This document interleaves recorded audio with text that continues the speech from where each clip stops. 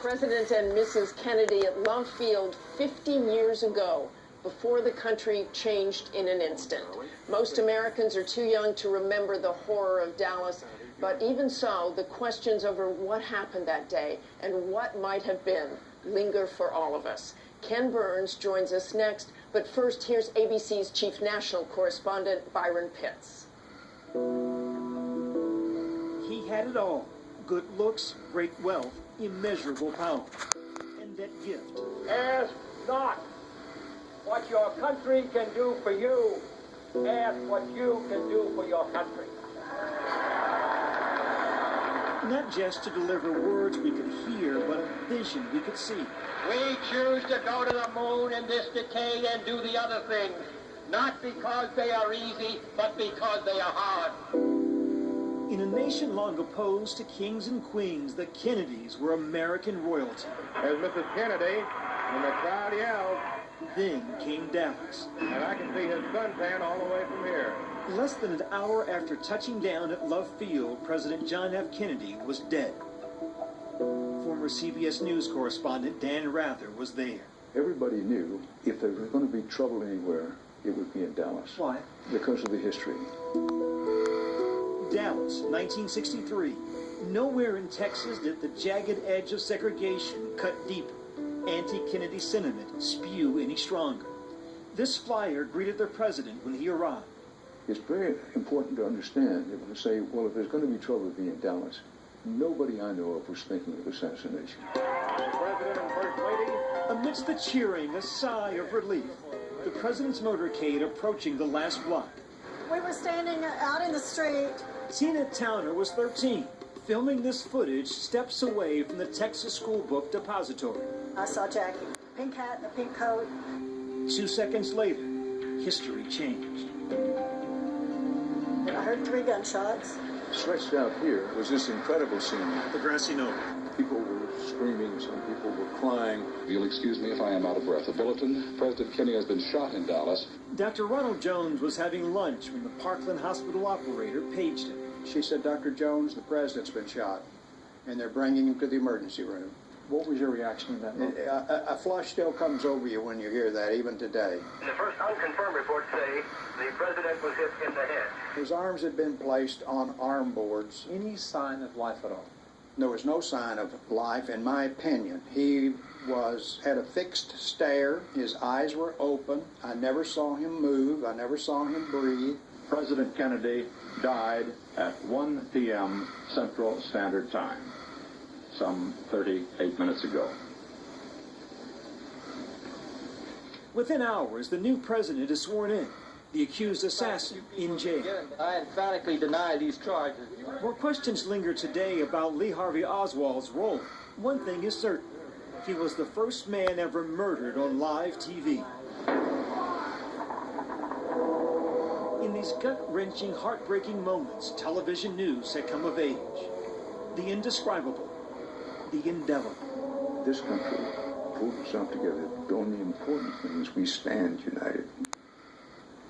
And in the wake of the Kennedy assassination, one of the most impressive things about the American people and about our country was that we pulled together and stood united.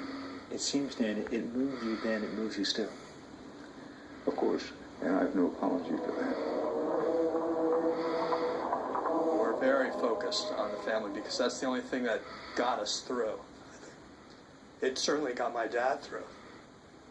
Former Rhode Island Congressman Patrick Kennedy, JFK's nephew, Ted Kennedy's son. 50 years later, he reminds us a nation lost plenty, a family lost more. My father, frankly, was not just my father. He was the father for my cousin John and Caroline, and all my Robert Kennedy cousins, too. Civil rights activist Marion Wright Edelman says President Kennedy was not the perfect president, but was perfect for his time. He was a reluctant civil rights warrior. You say reluctant, but a warrior still, yes? Well, he grew. Let's just say he grew into it. Setting the stage for the Civil Rights Bill, the Peace Corps, the space program. John Fitzgerald Kennedy did not live long, but in 46 years, he did much. He spoke truth. When one man is enslaved, all are not free. It was a universal truth that transcended his time. We cannot be satisfied to rest here. We have made a beginning, but we have only begun. For this week, Byron Pitts, ABC News, Dallas. Our thanks to Byron. And now let's welcome award-winning documentary filmmaker Ken Burns. Ken, thanks for being here this morning. What is indelible about JFK's legacy?